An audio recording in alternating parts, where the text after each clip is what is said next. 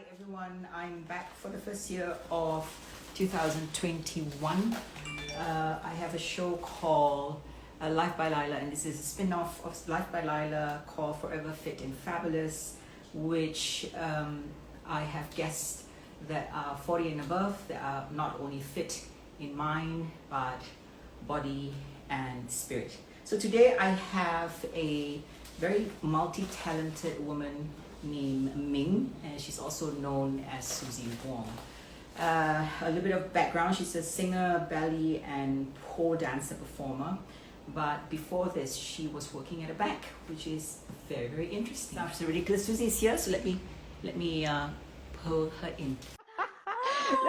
Good to see you. How are you? Oh, I'm absolutely good, and it's good to see you too. Thank you for being on the show. And Thank you. This show basically features people that are 40 and above that are not only fit in body but mind and spirit. So you are one of them. I had the luxury and the privilege of meeting you, I think 2017, when we did Fitness Best together. It was such a big pleasure, and like meeting someone like you. You are like the epitome of fitness and beauty, and okay. Totally Thank you. honor. Thank you very much. Okay. So let's talk about I read a little bit about your biography. You were working in a bank before you switched totally. So let's talk about that first. So that was my first job. Right. Yes. So typically, if you're talking about 30 years ago, graduating from NUS was a huge deal. Back then, there was only NUS and NTU, not like now. You have multiple. There was no SMU and whatnot. Okay. So then, you owe it to your parents who put you through university, and then you just have to be quite go and do a proper job lah. So yeah, I'm one of those that were like kind of really, really super duper hardworking. Like every school holidays, I would be looking for jobs. So even way before, I graduated, already got a management trainee job with UOB, and I was like, okay, that's going to be settled for life. And that year was pretty interesting because usually they would just recruit like ad hoc, but that year they decided to have like this 30 people management trainee was big. So there was a 30-member management trainee, and guess what? I wasn't really chosen based on my school results because it was quite poor. But because of my artistic background, because from young I was like going with my mother for opera performances and stuff like that. So I actually, being a first job, there was no there's no portfolio, right? So I just pasted a lot of my performance pictures here and there. And then my potential boss back then was like, wow, this girl looks interesting. I think I need to meet her. And then I got that job. So once into the job, although I was supposed to be officially like first a senior officer, then I became an assistant manager. I actually left the bank as an assistant vice president. But the job nature, although it was very bank-like, but I did a lot of side extracurricular. Like I have to entertain the chairman, I have to sing for dinner and dances and organizing. So after 4 years, I decided that was my calling and not really the bank. Wow. So I quit, and I came out to do, I taught singing first, and then I kind of honed myself to become a singer in dinner and dances. And then, of course, pole dancing and all those stuff came later. So I was pretty much an artist, and to supplement my income, I have to teach whatever I was performing. So when I was performing singing, I taught singing. And so that one went on for another, like the rest of the next 20 years. But my bank management trainee friends, are 30 of them, are all still in the bank, I mean, not that bank, but they have moved on, but they're all still in banking industry. So it shows that you are very diligent and hardworking. I think that's one of the criteria also. Well, thank you for letting me see that, but because I just think that I'm unconventional and not traditional in that sense, that kind of make me fearless. Like I'll just do anything that comes my way, and probably just very gung-ho, very thick skin, No, I like the word fearless. So let's talk a little bit about your family background or your upbringing, your childhood. What was that like?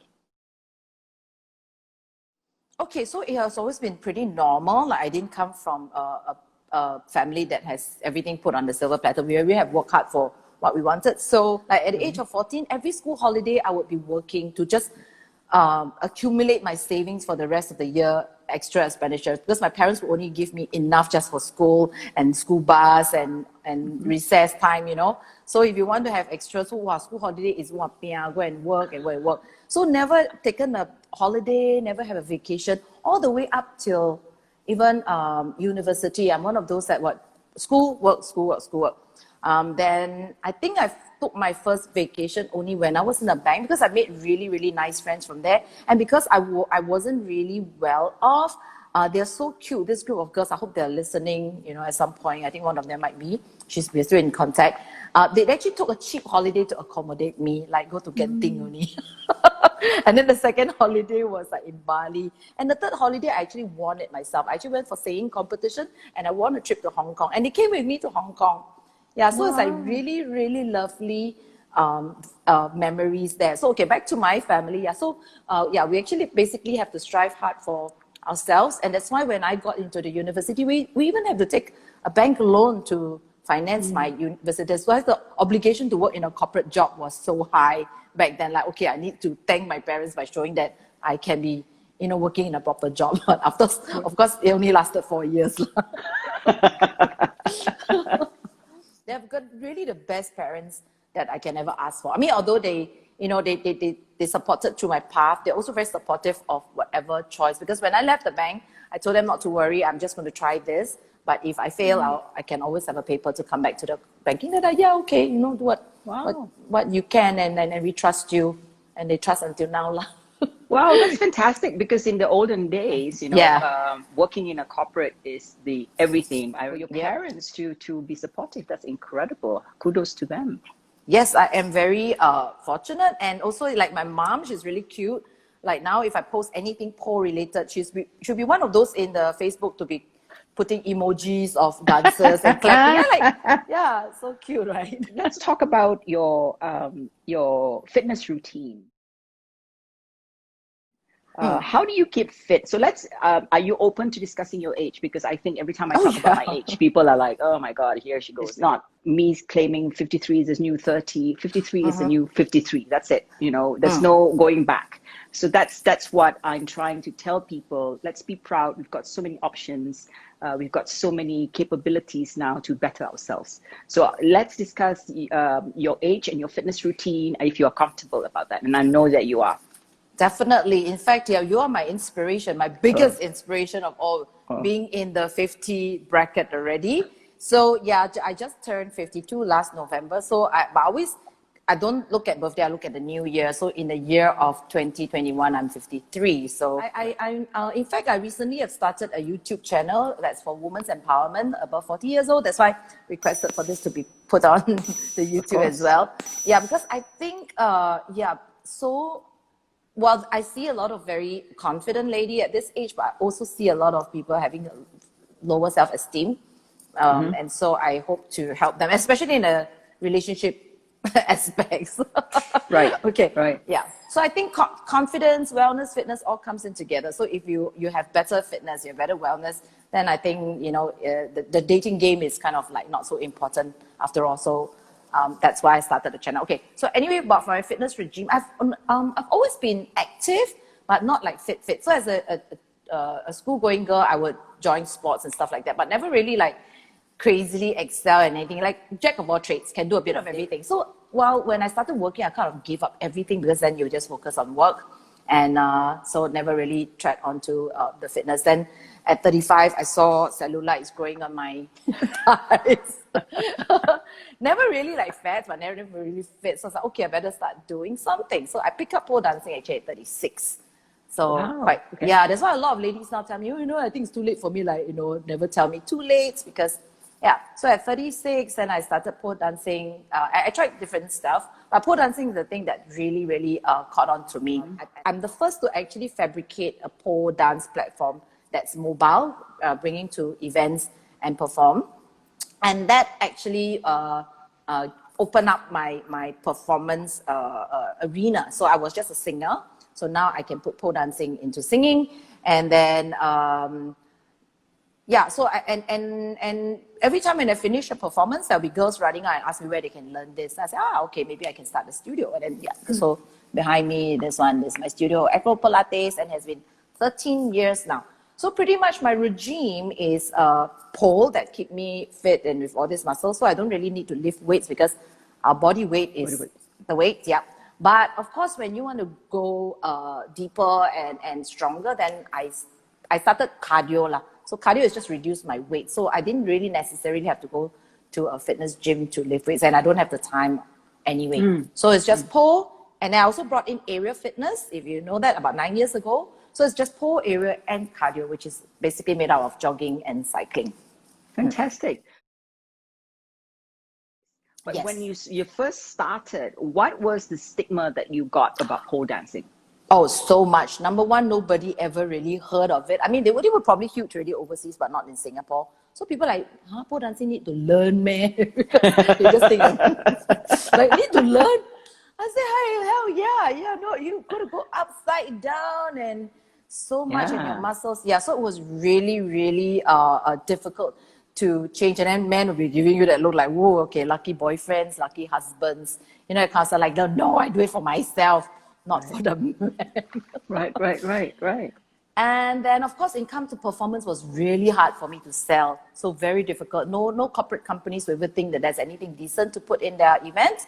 So I was very lucky to have a friend and clients who actually used me for their events for quite many years. So, you know, my singing and whatnot. And then after I said, can you please just take my pole dancing once? I can give you a discount just so that I can show people that pole dancing for event. And she took it, and then so I had my first video, and from that video, people can see that it's actually more athletic than sexy.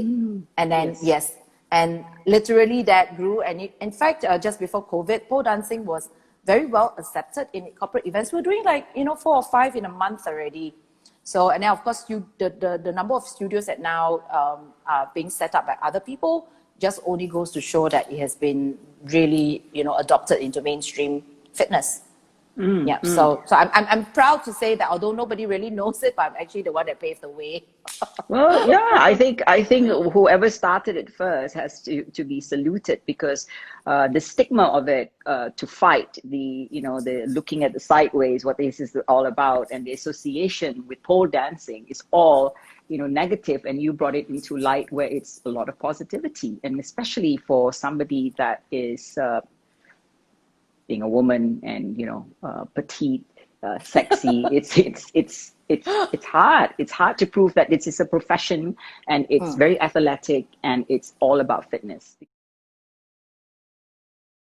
Oh, there was also a funny story, because in 2009, so a year after I set up the studio, and amazingly, National Day that year was being organized by someone who is also quite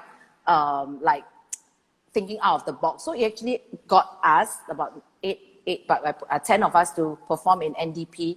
But when the overall in charge, which is a Brigadier General that time, saw our act, he was worried. Although we were dressed like Power Rangers, not anything sexier than Power Rangers. Yeah, we were made to wear like Power Rangers, and then we only did moves that are very athletic. But he still got shocked, because there were a lot of parents who wrote in. Imagine it was only second year into having pole dancing kind of in this country. So a lot of parents wrote in that, that NDP is attended by a lot of kids. So we got a lot of bad reviews. But no bad news are, bad news are news too, right? So it actually got a lot of eyeballs on us. But the Brigadier General was so worried about us. He only gave us literally 3 seconds of airtime only. Oh my God. Everyone was like watching out, and then texting, we only saw you for 3 seconds on airtime. He was that scared. So I was very disappointed, but to be honest, but I also understand where he came from. But but he kept wanting to cancel the act, and we were so sad because we practiced so hard. Being in NDP, you need to spend a lot of time. Like there were 4 big rehearsals where you need to be there from morning to night, and then there were multiple rehearsals. So there were 10 of us going for rehearsals, and then suddenly want to tell us to cancel. They were like, please don't. I said, okay, if that's the case, please change all your moves. I was like, our move already just going up the pole and posing like Superman like that, nothing sexy even. But he was just so affected by the bad reviews from the parents. But like I said, because of his position, I knew. So then there was this fun part where we went to collect our appreciation after the NDP. So he came up to me, and didn't even dare to look me in the eye. He shook my head, thank you very much for performing. Then I say, oh yeah, you're welcome. Can I perform again today at your appreciation? And he looked at me, no. I told you I'm fearless.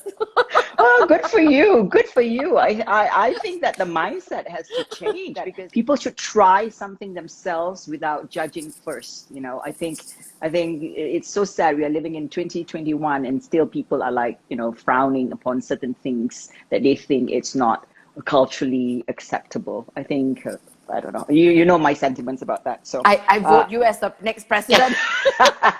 they will stab me first before I become president.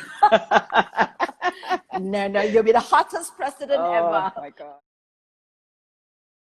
Physically, a lot. I actually only work on my emails and my posts, like because I'm quite a social media whore, right?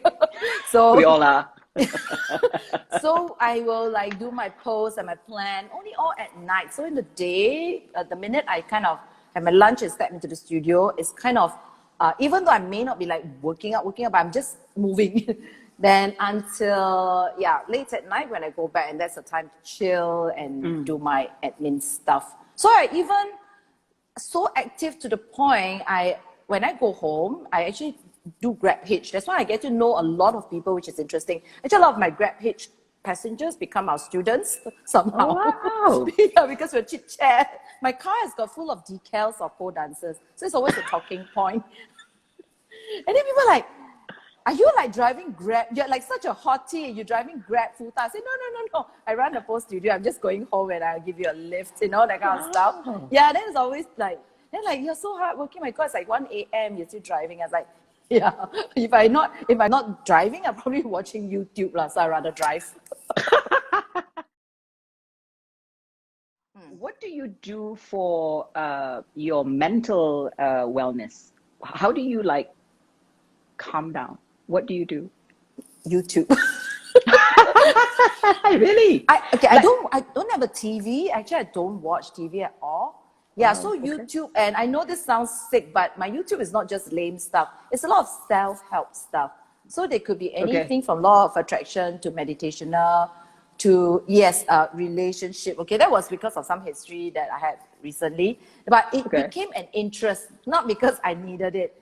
And so now it also helps me to build materials and topic for my own YouTube channel. Yeah. Okay. So tell me a little bit about this relationship YouTube that you have. What is it based on? Okay, so basically it's women's empowerment above 40, but relationship is a big part of it. Okay, so from my observation, especially ladies who are after a certain age and single, okay, besides you and me, we are probably so strong, but I notice that a lot of women will go into any relationship only because of the age and they're worried that there's no, it's like, okay, have better than don't have. So they will actually take anything that comes along the way. And in the end, I noticed that so many are the victim, they are suffering. And I don't know whether it's my age or social media and things. There's so many guys out there who are not ready to actually commit, but they, for some reason, they just want to approach you. Maybe, from, like I say, social media is probably a big culprit, and there are all the dating apps. So I've never been married, but I've always had relationship for my last 30 years, and only until the last 1.5 year, I'm really single. Never in my life I'm so single. So, and during the pandemic, I actually, in my YouTube, you can see part 1 to part 5 of me meeting emotionally unavailable men. Well, all kind of tactics, pattern they come out, you know.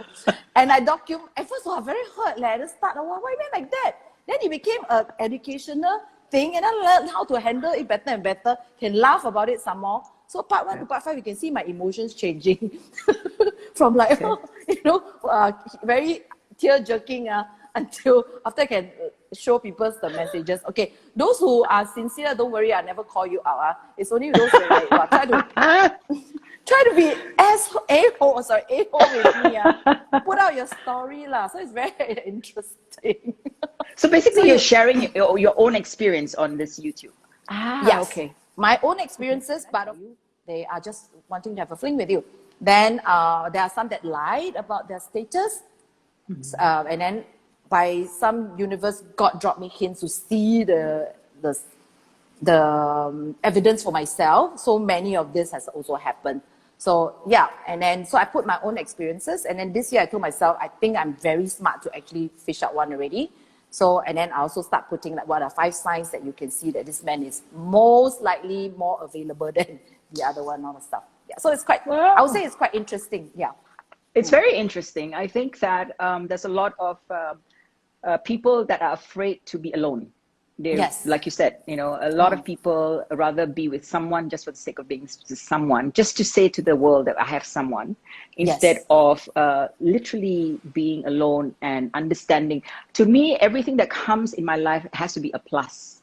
It cannot, yes. it cannot, what do you call it? Be covered up with that hole, the empty hole. Only I Yep. can close that hole.